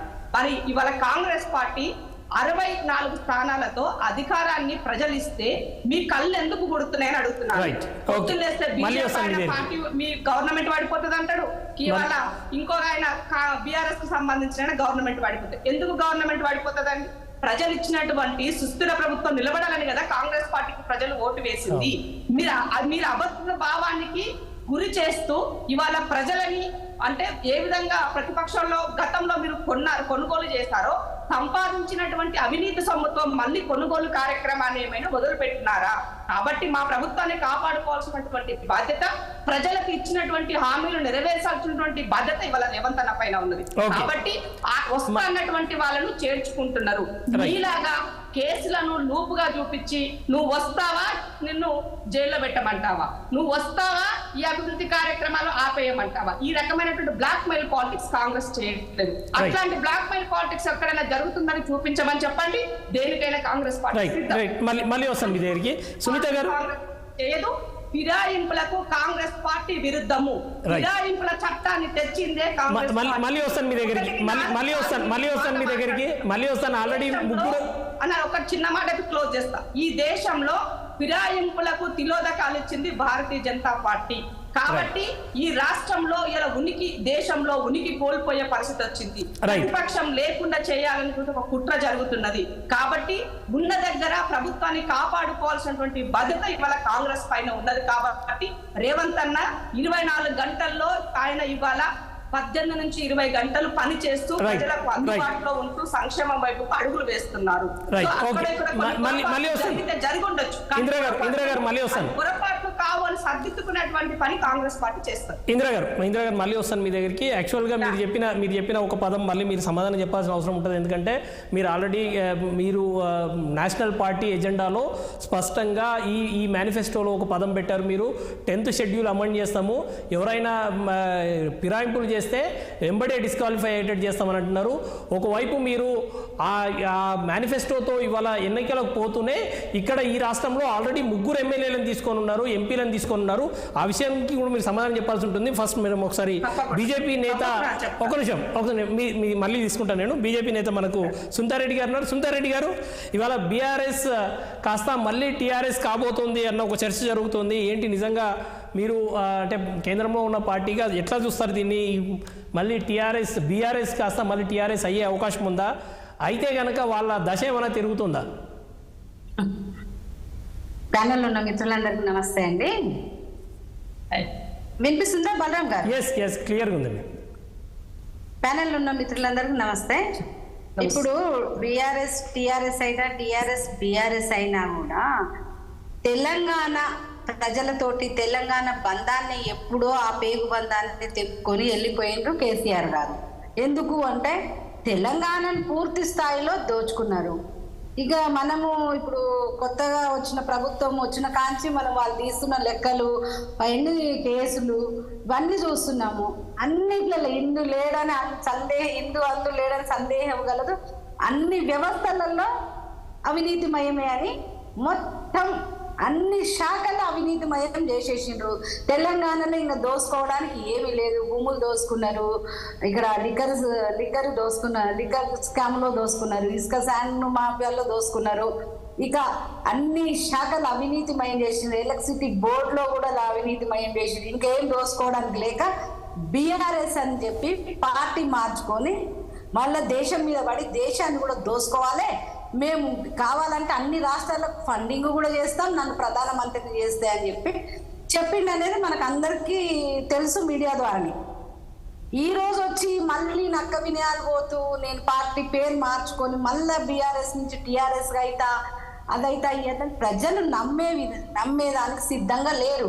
ఎందుకు అంటే ఇవాళ తెలంగాణ బిడ్డలు ప్రతి ఒక్కరిని ఎత్తిన 2 లక్షల రూపాయలు అప్పు పెట్టి ముంచేసి అన్నిటినీ మనం నిధులు నియామకాలు ఏదైతే నిధులు నియామకాలు ఈ 3 వీటి మీద మన తెలంగాణకు పోరాటం చేసి సబ్బండ వర్గాలు ఉద్యమాలు చేసి తిండి తినక రోడ్ల మీద కూర్చొని ఉద్యమాలు చేసి తెలంగాణ తెచ్చుకుంటే నియామకాల సంగతి మర్చిపోయిండ్రు, అది అసలు ఇంకా ఊసే లేదు. రోడ్డు మీదకి వచ్చిండ్రు మన తెలంగాణ బిడ్డలు మొత్తము. ఇక నిధులు మొత్తం ఇప్పుడు దాదాపు 10 లక్షల కోట్ల రూపాయలు మొత్తం అవినీతిమయం చేసిరు. ఇక నీరు ఎన్ని ప్రాజెక్టులు కట్టిండ్రు, ఆ ప్రాజెక్టులు ఇవాళ ఏమైపోయినాయి, ఏ విధంగా కుంగిపోయినాయి, కూలిపోయినాయి, మునిగిపోయినాయి అనేది మనం మొత్తం రోజు డిబేట్లలో చూస్తూనే ఉన్నాము. ఇవాళ వాస్తు బాగాలేదని చెప్పి సెక్రటరియట్ కూలగొట్టిండు, వాస్తు బాగాలేదని ప్రగతి భవన్ మార్చిండు, వాస్తు బాగాలేదని టీఆర్ఎస్ భవన్ కూడా మార్చుకుంటున్నాడు. ఈ పిచ్చితోటి జనాలని పిచ్చోళ్ళని చేస్తున్నారని నేను అంటున్నా. ఇప్పుడు ఏమి చేసినా తెలంగాణ ప్రజలు ఆయనని నమ్మరు. ఎందుకు అంటే ఆయన చేసిన ప్రతి చర్య ఆయన ఫ్యామిలీకి ఉపయోగపడ్డది, కానీ ఈ రాష్ట్రానికి ఏ విధంగా ఉపయోగపడలేదు. ప్రతిపక్షాలు ఉండనే కూడదు. ప్రతిపక్ష నాయకుల ప్రతి కదలికల మీద మీరు ఏ విధంగా ట్యాపింగ్ పెట్టిండ్రో మేము ఇప్పుడు రోజుకు ఒక కేసు చూస్తున్నాం. అసలు పేపర్ తీస్తే ఇక చాలు ఆయన చేసిన కుంభకోణాలు చదవలేక విసుకొస్తుంది. అసలు ఏ విధంగానంటే ప్రతిపక్ష నాయకులు కదలికలకు, ఆడవాళ్ళ మీద కదలికలు, ఇవాళ మన నల్గొండ జిల్లా కేసు చూస్తే మాకు పరేషాన్ అవుతుంది. ఆడవాళ్ళ మీద అరాచకాలతో కూడా 40 మంది లేడీస్ ని ఈ ట్యాపింగ్ దాంట్లోకి లాగి వాళ్ళ ఫ్యామిలీస్ ని కూడా కూల్చే పరిస్థితిలోకి తీసుకొచ్చిందంటే ఎంత దౌర్భాగ్యంగా మారిపోయింది. అసలు ఎప్పుడు వినలేదు, అసలు ఎక్కడా వినలేదు.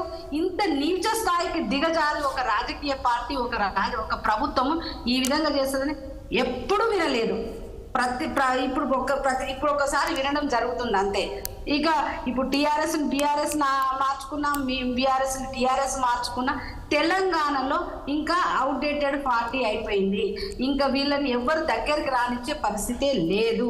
ఎందుకంటే చూసినాం మనం వాళ్ళ మాటలు, వాళ్ళ వేషాలు, వాళ్ళ ఎన్ని చూసినాం. ఆ రోజు నోరు విప్పలేని నాయకులంతా మోనోపల్లిగా ఆ నలుగురే మెయింటైన్ చేస్తూ వచ్చారు, పార్టీని కానీ ప్రభుత్వాన్ని కానీ. కాబట్టి ఆ రోజు ఎవరు నోరు తెరిసే పరిస్థితి లేదు.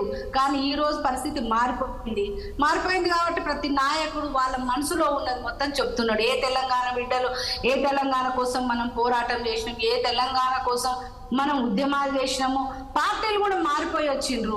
సరే ఎందుకు మారిపోయిండ్రు అనే తర్వాత వాళ్ళు కూడా తెలంగాణను తీసేసుకొని మళ్ళీ భారతీయ రాష్ట్ర సమితి అని వాళ్ళ సొంత ఎజెండాతో పోయినప్పుడు వీళ్ళల్లో మనసులో ఉండేది ఏదో ఒక రోజు బయటకు వస్తుంది. కాబట్టి నాకు ఆయన పేరు ఏంటి, ఎర్రబెల్లి దయాకర్ గారే కాదనుకుంటా, చాలా మంది అంటున్నారు. మనం సోషల్ మీడియా చూస్తున్నాం. చాలా మంది ఈ మాట బయటకు వచ్చి మాట్లాడుతున్నారు. పనిలేకే కాదు, అందరి మనసులో గూడు కట్టుకొని పోయింది. ఇవాళ వాళ్ళు ఓపెన్ అయ్యే పరిస్థితి ఉన్నది. ఇంకా ఇక్కడ మేడం కూడా మాట్లాడింది, కాంగ్రెస్ శోభ గారు మాట్లాడారు ఏమని, బీఆర్ఎస్ బీజేపీ ఒకటి అని. నేను అది అబ్సల్యూట్లీ ఖండిస్తున్నాను. ఎందుకు అంటే బీఆర్ఎస్ ఎప్పుడు బీజేపీతో లేదు. మేము ఏ రోజు ఆ పార్టీతో సంబంధాలు లేవు. ఏ రోజు మేము ఆ పార్టీతో కలిసి పోటీ చేయలేదు. 2000 అసలు బీఆర్ఎస్ నాయకుడే ఆ పార్టీలో పుట్టినాడు, ఆ పార్టీలో నుంచి వచ్చాడు. 2004 తర్వాత వాళ్ళు కేసీఆర్ గారు కానివ్వండి, హరీష్ రావు గారు కానివ్వండి, ఆయన రాష్ట్ర ప్రభుత్వంలో హరీష్ రావు గారు మంత్రి అయ్యింది, కేంద్ర ప్రభుత్వంలో కేసీఆర్ గారు మంత్రి అయ్యిండు, వాళ్ళ ప్రభుత్వంలోనే వాళ్ళు పార్ట్నర్షిప్ లో ఉన్నారు. ఆ తర్వాత కూడా వాళ్ళ పార్టీని మెర్జ్ చేస్తామని చెప్పేసి వాళ్ళతో వీళ్ళు కుమ్ముక్కయిండ్రు. ఆ తర్వాత పార్లమెంట్ లో ఎన్నోసార్లు రాహుల్ గాంధీ గారితో కలిసి పనిచేసిండ్రు. కేకేఆర్ గాని వీళ్ళ ఎంపీలు కానీ వాళ్ళతో కలిసి పనిచేసిన సందర్భం చూసినాము. వాళ్ళ రాష్ట్రపతి ఎన్నిక కూడా ఏ విధంగా చూసిందో మనం చూసినాము. మేము పెట్టిన క్యాండిడేట్ వ్యతిరేకంగా కాంగ్రెస్ పార్టీ క్యాండిడేట్ కు అసలు కాంగ్రెస్ వాళ్ళ కంట్రోల్ ముందు ఈయన ఎయిర్పోర్ట్ పోయి రిసీవ్ చేసుకొని వచ్చి అతనికి సకల మర్యాదలు చేసి ఇక్కడ ప్రచారానికి తీసుకొచ్చిండ్రు కేసీఆర్ గారు. అది మనం కళ్ళతో చూసాం. ఇవన్నీ ఎవరితో ఉన్నారు, ఎవరికి బీ పార్టీగా మారిండ్రు. వీళ్ళ పార్టీలో గెలిచిన ఎమ్మెల్యేలంతా కళ్ళు మూసుకొని అందులో పోతుంటే కొనుగోలు అనే మాట వీళ్ళు మాట్లాడుతున్నారు. అసలు కొనుగోలు ఎత్తింది ఎవరు, కొనుగోలు చేసింది ఎవరు, అమ్ముడు పోయింది ఎవరు? వీళ్ళ పార్టీ నుంచి ఫస్ట్ సారి గెలిచిన వాళ్ళంతా బీఆర్ఎస్ కమ్ముడు పోయినారు, రెండోసారి గెలిచిన వాళ్ళంతా బీఆర్ఎస్ కమ్ముడు పోయినారు. ఇప్పుడేం జరుగుతుంది, బీఆర్ఎస్ లో ఉన్నారు అంటే ఈ రెండు పార్టీల బంధుత్వం గురించి మాట్లాడుతున్నా నేను. ఆ నాయకులకు ఈ నాయకులకు బంధం గురించి మాట్లాడుతున్నా నేను. వీళ్ళు వచ్చేసి ఎంతసేపు ఒక ఊత పదం లాగా అయిపోయింది. బీఆర్ఎస్ బీజేపీ ఒకటి, బి పార్టీ సి పార్టీ అనే ఒక అబద్ధాల ఎజెండా మీద నడిపిస్తున్నారు. కానీ ఎవరి నాయకులు ఎవరి దగ్గర ఉన్నారు? కాంగ్రెస్ నాయకులంతా అక్కడ పోతే ఇప్పుడు ఏం చేస్తున్నారు? ఆ పార్టీ నుంచి మొత్తం ఈ పార్టీకి తెస్తా అంటూ మళ్ళీ అదే వేదిక మీద నిన్న మాట్లాడిన అదే వేదిక మీద మేము 10th షెడ్యూల్ తెస్తాం, మేము వచ్చేసి ఏదైతే యాంటీ డిఫెక్షన్ అనేది చాలా స్ట్రాంగ్ చేస్తామని చెప్పిన వేదిక మీదనే కండువాలు కప్పిండ్రు అంటే మీ గ్యారంటీ ఏంది? మీ మాటకు విలువేంది? ఇది ప్రజలకు చెప్పాల్సిన అవసరం ఉంటది. మీరు దేనికోసం యాంటీ డిఫెక్షన్ అనేది అసలు బీజేపీ పార్టీ స్టార్ట్ చేసిందని మీరు మాట్లాడుతున్నారు. నేను బీజేపీ పార్టీ ప్రభుత్వంలోకి రాకముందే 2009 బిఫోర్ రాజశేఖర్ రెడ్డి గారు టీఆర్ఎస్ పార్టీ గెలిచిన ఎమ్మెల్యేలందరినీ జాయిన్ చేసుకోలేదా? అదే కండువాతో జాయిన్ చేసుకోలేదా? ఎక్కడైనా బీజేపీ పార్టీ మా పార్టీకి ఎవరైనా ఎమ్మెల్యేలు వస్తే రాజీనామా చేపించి మా పార్టీలకు తీసుకొని ఎలక్షన్లలో గెలిస్తేనే మా పార్టీ సభ్యత్వం ఇచ్చినాము. మేము దానికి ఉదాహరణ మనకు రాజగోపాల్ రెడ్డి గారు పోటీ చేసిండ్రు. మేము ఆయన ఎమ్మెల్యేగా ఉండగా 1 ఏడాదిన్నర టైం ఉన్నా కూడా ఆయనకు రాజీనామా చేపించి మేము గెలిపించాం. మరి మీరు ఎందుకు చేయలేకపోతున్నారు? మీరు ఇవాళ అబద్ధాల పుట్టల మీద నడిపిస్తున్నారు. యాంటీ డిఫెక్షన్ అనేది మీరు స్ట్రాంగ్ చేస్తానని ఇవాళ వచ్చేసి ఏదో వాగ్దానాలు ఇస్తున్నారు. పరిస్థితులు ఇంకొకటి సార్, ఇంకొకటి ఇప్పుడు మేడం ఏం చెప్తున్నారు? మేము అన్ని చేశాము ఈ రాష్ట్రంలో అని చెప్తున్నారు. ఇవాళ కల్లాలలో వడ్లున్నాయి సార్, అందరు పోస్తున్నారు, వడ్లు వచ్చినాయి. 5,000 రూపాయలు బోనస్ ఫర్ క్వింటాల్ కన్నారు. మేము మనకు డిసెంబర్ నుంచే ఇస్తామన్నారు. 3వ తారీఖు వరకు మీరు అమ్మకండి ఉంచండి, మేము డిసెంబర్ 3వ తారీఖున మా ప్రభుత్వం వస్తుంది, క్వింటాల్కి 500 రూపాయలు బోనస్ ఇస్తాం. 2 లక్షల రూపాయలు 9వ తారీఖు డిసెంబర్ వరకు మీరు కట్టకండి, రుణమాఫీ మేము 2 లక్షల రూపాయలు చేస్తున్నాం, మీరు 1 లక్ష కాదు 2 లక్షలు చేస్తున్నామని చెప్పిండ్రు.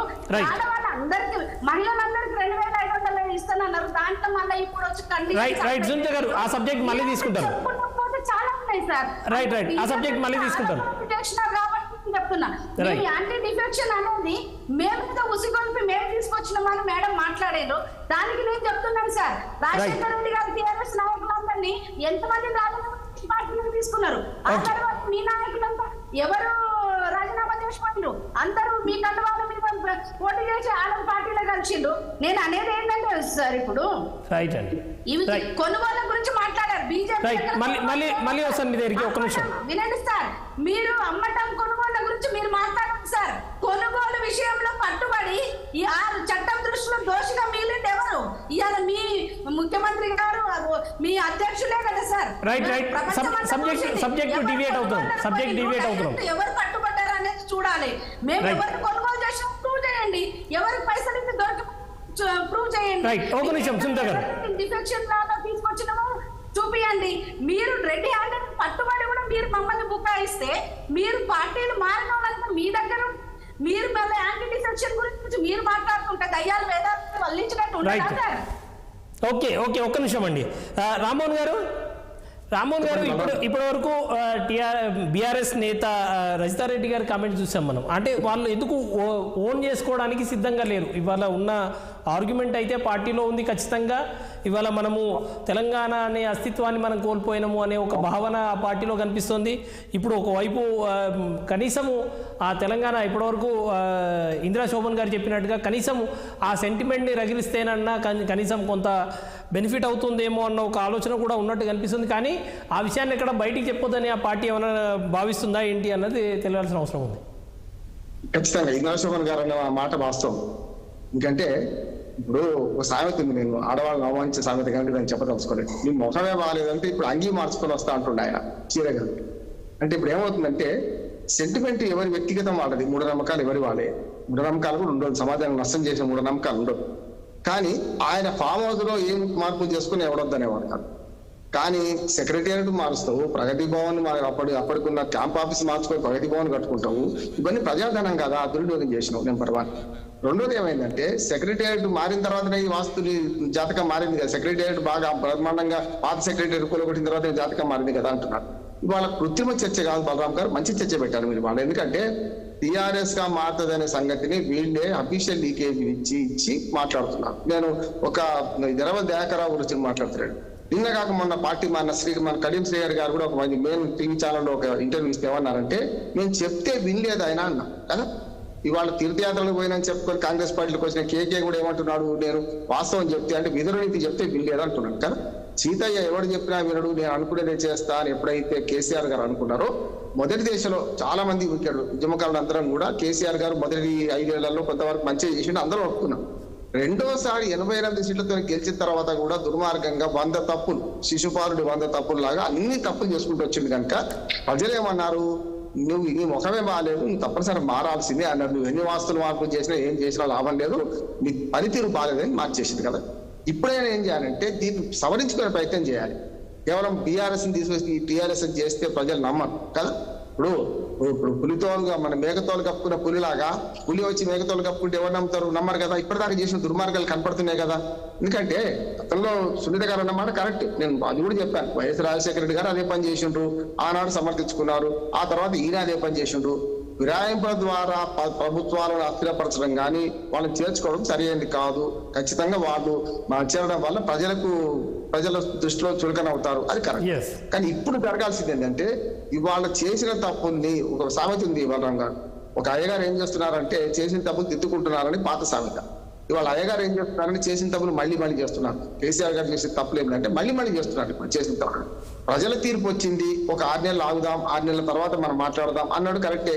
4 నెలల ముందే 2 నెలల ముందే మాట్లాడుతున్నారు. ప్రభుత్వాలు పడిపోతాయని మాట్లాడారు. ఇవాళ కాకపోతే ఏంటంటే కేసీఆర్ గారికి ఈ 2 జాతీయ పార్టీలు ఒక డొల్లతనంతో ఏం చేస్తున్నాయంటే మళ్ళీ కేసీఆర్ గారికి కొన్ని అవకాశాలు ఇస్తుందని నేను అంటున్నాను. ఉదాహరణకు కొత్త ప్రభుత్వం అయినా కాంగ్రెస్ పార్టీ చేయాల్సిన పని ఏంటంటే వాళ్ళ సాగునీటి ఇచ్చే క్రమంలో, కొంచెం తాగునీటి ఇచ్చే క్రమంలో కొంతవరకు సమన్వయం చేయలేకపోయింది, సమన్వయం పాటించలేకపోయింది, అధికారులు ఉరుకులు పరుగులు పట్టించలేకపోయింది అని విమర్శ ఉంది, కాదట్లేదు. అనుభవరహితం కావచ్చు, లేకుంటే అధికారులు సహకరించకపోవచ్చు, ఇవన్నీ జరిగినాయి. గతంలో చూసాం మనం. కాళేశ్వరం తప్పుల అన్నిటికీ కూడా ఎన్నిసార్లు సమీక్ష పెట్టినా వాళ్ళు తప్పులు చేసిన వాళ్ళు కనుక వాళ్ళని సమర్థించుకోవడానికి ప్రభుత్వాన్ని పక్కదారి పట్టించింది. ఇతర అధికారులు పక్కన పెట్టేదాకా అసలు వాస్తవాలు వస్తారు. మురళి గారు, వెంకటేశ్వర, నేను చెప్తాను, పేర్లు కూడా చెప్తున్నారు. వాళ్ళు అంతా బాగానే ఉంది, వాళ్ళ తప్పు కాదని చెప్పి వాళ్ళే తప్పులు చేశారు కనుక ప్రభుత్వాలు పక్కదారి పట్టించింది. కానీ ప్రభుత్వం ఏం చేయాల్సి ఉండే అంటే ఈ 4 నెలల్లో ప్రభుత్వం నడిపించి 6 గ్యారంటీలు ఇవన్నీ ఉంటాయి, ఎవరైనా ప్రశ్నిస్తారు. కానీ ఇవాళ కరువు వస్తున్నది, రేపు పొద్దున మంచినీటికి అట్లాగే సాగునీటికి కష్టం అవుతుంది అని చెప్పి కొంచెం ముందు జాగ్రత్త తీసుకుంటే ఈ బదనం కూడా రాకపోయింది. నేను పర్వాలేదు. రెండోది ఏంటంటే పార్టీ మేనిఫెస్టోలో పెట్టింది ఒకటైతే, మీరు అన్నారు ఇంతకుముందు పార్టీ మేనిఫెస్టోలో పెట్టింది అయితే దానికి వ్యతిరేకంగా నడుస్తున్నారు అన్నది ఒకటి. రెండోది. మూడోది ఏంటంటే బీఆర్ఎస్ చచ్చిన పామును చంపుతున్నారు. ఇప్పుడు 100 మండలం మీద 100 రాళ్ళు వేస్తున్నారు. అది తప్పు చేసింది కాదంటలేదు. కానీ అదే తప్పులు వీళ్ళు చేయకుండా ఉండాలంటే ఈ 2 పార్టీలు తప్పు చేస్తున్నాయి. ఒకటేమో బీజేపీ, ఒకటి కాంగ్రెస్. వీళ్ళు ఏం చేశారు, ఇద్దరు 17 టికెట్లు ఇస్తే ఎంపీ టికెట్లలో 5-6 వాళ్ళే కదా. ఇక్కడ 5-6, అక్కడ 5-6. సునీత గారు చెప్పారు, కాంగ్రెస్ తప్పు చేయడం లేదు. కాంగ్రెస్ వాళ్ళు 5 టికెట్లు ఇచ్చారు, వీళ్ళు ఒక 5 టికెట్లు ఇచ్చారు కదా బీఆర్ఎస్ నుంచి వచ్చిన వాళ్ళు. ఇవాళ కూడా సిట్టింగ్ ఎంపీలు వాళ్ళు, రంజిత్ రెడ్డి కానీ మనకు చాలా మంది ఉన్నారు కదా, వీళ్ళందరూ కూడా ఎంపీలుగా ఉన్న వాళ్ళని తీసుకొని వాళ్ళకే టికెట్లు ఇచ్చారు కదా ఇవాళ. అంటే 2 పార్టీల డొల్లతనం బయటపడుతుంది కదా. అంటే వాళ్ళ క్యాండిడేట్స్ లేరా? ఇప్పటిదాకా నిన్నటిదాకా బీఆర్ఎస్ ఎంపీలు అని వీళ్ళందరూ కూడా రకరకాలు విమర్శించి వాళ్ళనే తీసుకొని వాళ్ళకే టికెట్లు ఇస్తే అంగిలి మార్చినంత వేగంగా ప్రజలైతే పార్టీలు మారరు కదా. ప్రజలు గమనిస్తున్నారు ఇవన్నీ కూడా. వీళ్ళకే ఓటేద్దామా లేదా? ఇక దయనీయమైన పరిస్థితి ఏంటంటే టీఆర్ఎస్ తో బీఆర్ఎస్ తో ఇవాళ టీఆర్ఎస్ అని పేరు మార్చుకోవడం వల్ల పెద్ద జరిగేది లేదు, ఒడిగేది లేదు. కానీ మార్చుకోవాల్సిన అవసరం ఉందని మాత్రం తెలంగాణ సెంటిమెంట్ ఉన్న ప్రతి వాడు అనుకుంటున్నాం. అది మాత్రం పార్టీలో ఉన్నవాడు పార్టీలో లేదు. ఒక మాట చెప్పి అంటే ఇప్పటిదాకా అధికారం నుండి దొంగలను ఉద్యమ ద్రోహులను చేర్చుకొని ఏ తప్పు చేసిండ్రో ఆ తప్పు కాంగ్రెస్ పార్టీ చేయొద్దని. రైట్. ఇంద్రశోభన్ గారు ఫస్ట్ మీరు అదొకటి క్లారిటీ ఇవ్వండి. ఇవాళ మీరు మీ మేనిఫెస్టోలోనే స్పష్టంగా 10th షెడ్యూల్ మీరు మరింత స్ట్రెంథెన్ చేస్తాము, ఎవరైనా పార్టీ ఫిరాయిస్తే వెంటనే డిస్క్వాలిఫై అయ్యేటట్టు చేస్తామని అంటున్నారు. ఇక్కడనేమో పార్టీ ఫిరాయింపులను ప్రోత్సహిస్తున్నారు. దీనికి మీరు సూటిగా సమాధానం చెప్తే మిగతా సబ్జెక్ట్లోకి వెళ్ళిపోదాం. ఇంద్రశోభన్ గారు మ్యూట్లో ఉన్నట్టున్నారు, ఒకసారి చూడరా, మీ వాయిస్ రావట్లేదు.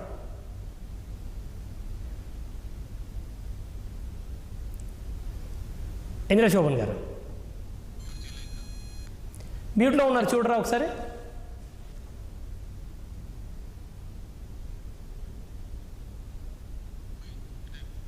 రైట్, ఏదో తేడా వచ్చినట్టుంది. రైట్. సునీత గారు, ఇప్పటి వరకు మనం ఒకటి అంటే ఆల్రెడీ వచ్చారా? రైట్. శోభన్ గారు చెప్పండి. ఇప్పటివరకు మీరు ఆ విషయంలో మీరు ఒక క్లారిటీ ఇస్తే మనం మిగతా సబ్జెక్టులోకి వెళ్ళిపోదాం. అప్పుడు మీరు ఆ సబ్జెక్ట్ వచ్చింది కానీ దాన్ని మళ్ళీ మీరు టైం తీసుకుందామని చెప్పేసి నేను రౌండ్ వచ్చిన తర్వాత ఇప్పుడు చెప్పు. ఇప్పుడు ఒకటి చెప్తా, ఫిరాయింపులకు అనేది ఇవాళ పార్టీలకు అతీతంగా ఈ ఫిరాయింపులు అనేది ఏ పార్టీ అతీతం కాదు. నేను దీన్ని అగ్రి చేస్తున్నా. ఎందుకంటే కొంత సామాజిక స్పృహ ఉండి రాజకీయాల్లో ఉన్నటువంటి దాన్ని కాబట్టి కొన్ని విషయాలు ఒప్పుకోవాల్సిన అవసరం ఉంది. కానీ దీనికి రీజన్ చెప్పాను నేను మీకు. తెలంగాణ రాష్ట్రంలో ఎందుకంటే రేవంత్ అన్ననే లాస్ట్ టైం ఎన్నికల సమయంలో కాంగ్రెస్ పార్టీ బీఫామ్ ఇవ్వాలంటే మీరు బాండ్ పేపర్ ఇవ్వండి, మేము పార్టీ మారము అని చెప్పేసి అంత పకడ్బందీగా ఆ రోజు కాంగ్రెస్ పార్టీలో రేవంత్ అన్న నిర్ణయం తీసుకున్నారు. ఎందుకు అనంటే కాంగ్రెస్ పార్టీ ఎమ్మెల్యేలు ఓటు వేస్తే ఆ ఎమ్మెల్యేలు పార్టీ మారిపోతారు, వాళ్ళకి వేయడం వృధా అని బీజేపీ టిఆర్ఎస్ ఇద్దరు చాలా పకడ్బందీగా మమ్మల్ని మా పట్ల ప్రజలకు విరక్తి కలిగించడం కోసం చాలా ప్రయత్నం చేశారు. ఆ బాధ నాకు తెలుసు. ఎందుకంటే చాలా సార్లు ప్యానల్లో మాట్లాడినప్పుడు అది ఏంటి ఆవేదన అన్నది నేను భరించాను కాబట్టి మీకు ఈ సందర్భంలో గుర్తు చేస్తున్నా. కానీ ఇవాళ ఈ రాష్ట్రంలో 10 సంవత్సరాల తర్వాత తెలంగాణ ఇచ్చినటువంటి పార్టీగా కాంగ్రెస్ పార్టీకి ప్రజలు పట్టం కడితే మమ్మల్ని భయభ్రాంతులకు గురి చేసే పరిస్థితి చేస్తున్నారు. ఎందుకంటే కేంద్రంలో అధికారంలో ఉన్నటువంటి నరేంద్ర మోదీ గారి నాయకత్వంలో చాలా రాష్ట్రాలలో ప్రభుత్వాలు కూలదోసి ఆ పార్టీ పెట్టినటువంటి పార్టీ స్థాపించిన వ్యవస్థాపకులను కూడా కాదని ఇంకో షిండే లాంటి వ్యక్తులకి పార్టీ పగ్గాలు ఇచ్చినటువంటి పరిస్థితి మనం ఈ దేశంలో చూసాం. కానీ బీఆర్ఎస్ కూడా గతంలో ఇదే రీజన్ చెప్పింది. అంటే ముందు జాగ్రత్తగా పార్టీలో చేరుతామన్నటువంటి వాళ్ళకి ఇవాళ అవకాశం కల్పిస్తున్నారు. కానీ టికెట్లు ఇస్తున్నటువంటి విషయంలో మీకు తెలుసు, నాకు తెలుసు. ఇవాళ ఇందిరా శోభన్ పోటీ చేయాలంటే మినిమంలో ఎంత లేదన్నా 30-40 కోట్లు కావాలి. మరి 30-40 కోట్లు ఇందిరా శోభన్ దగ్గర లేవు కదా. కానీ ఇవాళ పైసలు ఎవరి కాడున్నాయి?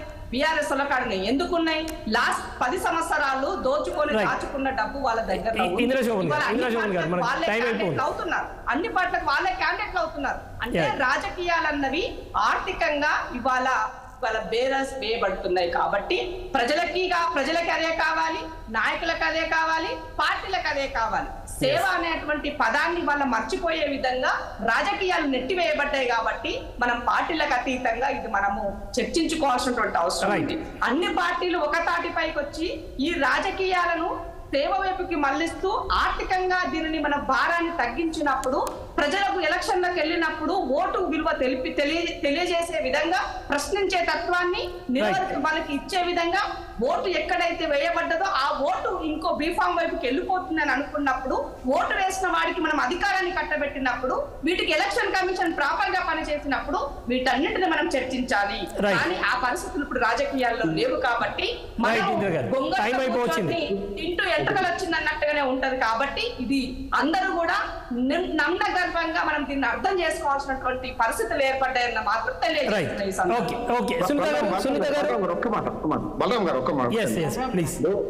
మా చెల్లెమ్మలకి ఎప్పుడు టికెట్ రావాలి? ఇందిరా శోభన్ గారు అర్హురాలు, వారు కూడా అంటే బాధితులు వాళ్ళే అవుతున్నారు. సమస్య ఒక నిమిషం సునీత గారు మీరు ఫైనల్ గా చెప్పండి. ఇప్పుడు ఇందిరా గారు ఒకటి చెప్తున్నారు, వాళ్లకు గవర్నమెంట్ పడిపోతది అని చెప్పి భయపెట్టిస్తున్నారు బీజేపీ వాళ్ళు, బీఆర్ఎస్ వాళ్ళు. గతంలో బీఆర్ఎస్ కూడా సేమ్ రీజన్ చెప్పిందండి. బీఆర్ఎస్ కూడా గతంలో ఇదే రీజన్ చెప్పింది. అదే చెప్తున్నా నేను అనేది ఏంటంటే ఫస్ట్ ఈ ప్రభుత్వం పడిపోతది, మళ్ళా కేసీఆర్ గారు ముఖ్యమంత్రి అవుతాడు అని మీటింగ్ చెప్పిన కడియం శ్రీహరి గారు ఎక్కడున్నారు? కడియం శ్రీహరి గారే కదా మీ ప్రభుత్వం చెప్పిండు. వినండి మేడం, పడిపోతది అని చెప్పిండు. ఏం చెప్పిండు బండి సంజయ్ గారు? దాదాపు 26 మంది ఎమ్మెల్యేలు కాంగ్రెస్ కు టచ్ లో ఉన్నారు. ఇప్పుడు అది కనపడతనే ఉంది మనకు. మీరు ఒక పెద్ద సీరియల్ లాగా రోజుకొకరిని జాయిన్ చేసుకుంటూ దాన్ని యాంటీ డిఫెక్షన్ కోడ్ లోకి రాకుండా చూడడం కోసము మీరు చేసే ప్రయత్నాలు, మీరు చేసే సీరియల్లు, మీరు చేసే ఎపిసోడ్లు ప్రజలకు అర్థమైపోతున్నాయి.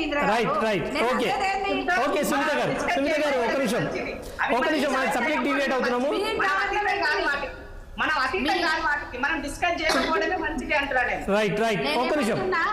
మీ గవర్నమెంట్ పడిపోతుందని శాపనార్థాలు పెట్టి మీ గవర్నమెంట్ పడేస్తున్నామని భయపడితే ఏం చేయాలి? ఈడీ ఒక్క నిమిషం సునీత గారు రైట్. ఇంద్ర శోభన్ గారు టైం అయిపోతుంది. ఒక్క నిమిషం ప్లీజ్ సునీత గారు మళ్ళీ వస్తాను మీ దగ్గరికి. ఒక్క నిమిషం ప్రభుత్వం పడేయాలని చెప్పి కుంభకోణాలు వేసి దాని మీద సునీత గారు మన టైం అయిపోయింది. ఒక్క నిమిషం మీరు అది సమర్థించుకుంటున్నారు.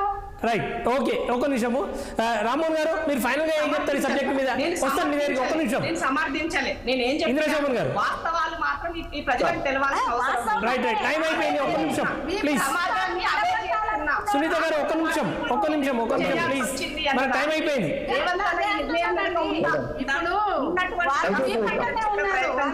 ఒక్క నిమిషం ప్లీజ్ కోఆపరేట్ చేయండి. టైం అయిపోయింది. ఒక్క నిమిషం. సునీత గారు ప్లీజ్ మీరు లైన్ లో ఉండండి.